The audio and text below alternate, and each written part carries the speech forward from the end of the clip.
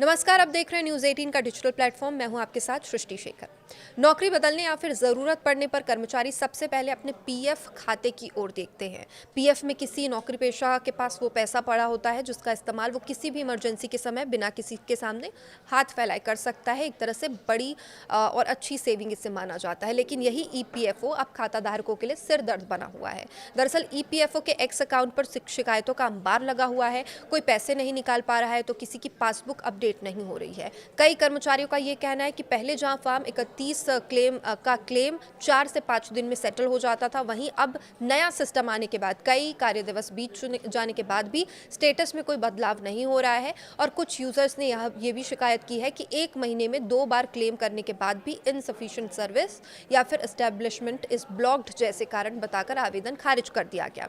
तो क्या सबसे बड़ी दिक्कत आ रही है? सबसे ज्यादा शिकायत पीएफ निकासी, एडवांस और पेंशन क्लेम में देरी को लेकर आ रही है। कई मामलों में क्लेम 15 से 45 दिन तक लंबित रहने की बात सामने आ रही है। और इसके अलावा जो यूनिफाइड मेंबर पोर्टल उमंग ऐप है, इसमें बार बार एरर आने की शिकायत भी लगातार मिल रही है। कई यूजर्स का ये कहना है कि आधार, पैन, बैंक खातों की जानकारी पहले से ही अपडेट होने के बावजूद सिस्टम में वेरिफिकेशन पूरा नहीं दिखा रहा। कुछ लोगों का ट्रांसफर रिक्वेस्ट 20 दिन से ज्यादा समय से पेंडिंग है, और जबकि जो ग्रीवेंस दर्ज कराने के बाद भी समाधान की उम्मीद है वो नहीं मिल रहा। पासबुक सर्विस को लेकर भी नाराजगी देखने को मिल रही है। कई कर्मचारियों ने शिकायत भी की है कि कई दिनों से ईपीएफओ पासबुक खुल ही नहीं रही है। हर बार तकनीकी त्रुटि का संदेश दिखाई दे रहा है।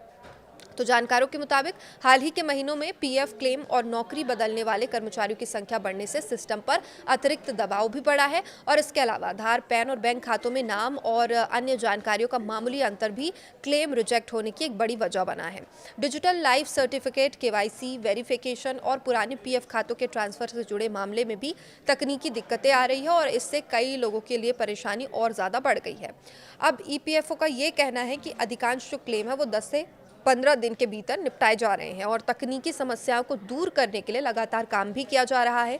संगठन ने सदस्यों को यूनिफाइड मेंबर पोर्टल और उमंग ऐप के जरिए नियमित रूप से अपना स्टेटस चेक करने की भी सलाह दी है।